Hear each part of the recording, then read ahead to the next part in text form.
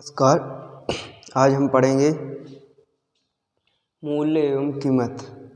मूल्य बनाम कीमत या मूल्य एवं कीमत में अंतर। तो पढ़ेंगे हम आज की मूल्य किसे कहते हैं और कीमत किसे कहते हैं। आपको बहुत ही विस्तार से बहुत ही अच्छे तरीके से समझाएंगे कि मूल्य किसे कहते हैं और आप भी जान जाएंगे कि हमारी समाज में मूल्य यानी वैल्यू है या कीमत यानी प्राइस है। तो देखिए, आपकी बात नहीं कर रहे, हम वस्तुओं की बात कर रहे हैं। आपको तो मैंने आपके परिप्रेक्ष्य में लेकर कहा है। तो देखिए, मूल्य इसे इंग्लिश में कहते हैं वैल्यू, और कीमत को इंग्लिश में कहते हैं प्राइस। ये तो आप लोग भी जानते होंगे। अब जानेंगे कि मूल्य किसे कहते हैं। तो वह स्थिति जिसमें उपभोक्ता किसी वस्तु की उपयोगिता के आधार पर कीमत देने पर तत्पर रहता है।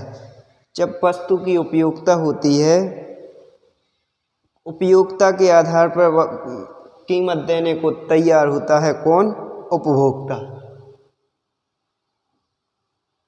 उपभोक्ता किसी वस्तु की उपयोगिता के आधार पर कीमत देने पर तत्पर रहता है तो उसे मूल्य कहते हैं। और मूल्य का आधार उपयोगिता होता है। जैसे कि हमारे लिए जो वस्तु उपयोगी होती है उसे हम खरीदते हैं तो उसका हमारे लिए मूल्य है। और अब समझते हैं कीमत को। एग्जाम्पल देकर भी हम आपको समझाएंगे, अच्छे से समझ में आ जाएगा। अब समझते हैं कीमत। तो कीमत का आधार होता है आवश्यकता। कीमत मांग तथा पूर्ति पर निश्चित होती है। कीमत किसे कहते हैं? कीमत देखिए मांग तथा पूर्ति पर निर्भर होती है। वो जिस बिंदु पर कीमत तथा मांग तथा पूर्ति शून्य हो जाती है वहाँ कीमत होती है, निश्चित हो जाती है, निश्चित होती है, वहाँ कीमत होती है। तो देखिए, कीमत का आधार आवश्यकता है। कीमत मांग तथा पूर्ति पर निश्चित होती है। प्राइस वैल्यू तो समझ ही गए हो। अब हम आपको देते हैं एक एग्जाम्पल। देखिए, जल का महत्व और मूल्य अधिक है लेकिन इसकी कीमत शून्य है यानी 0 है। वो कैसे?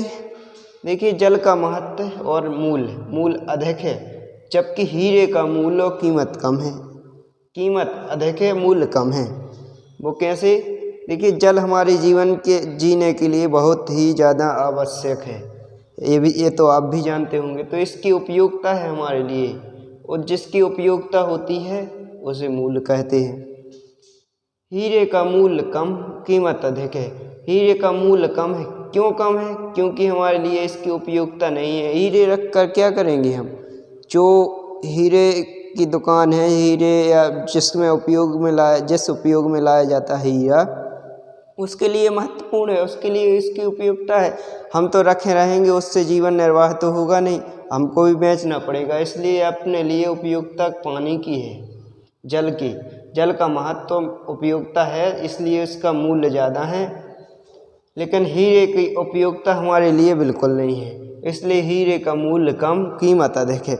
उपयोगिता नहीं है, आवश्यकता तो है, लेकिन आवश्यकता तो हीरे की सबको है। सबको ही कहता है मुझे भी हीरा मिल जाए हमें, लेकिन उपयोगिता उसके लिए आवश्यकता बस से उपयोगी कोई नहीं है। तो इसलिए इसका मूल्य कम है और कीमत अधिक है।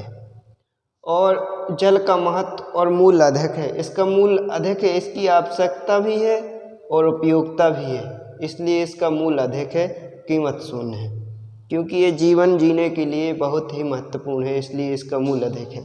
अब जानेंगे प्रशासित मूल्य। प्रशासित मूल्य एडमिनिस्ट्रेटिव प्राइस किसे कहते हैं।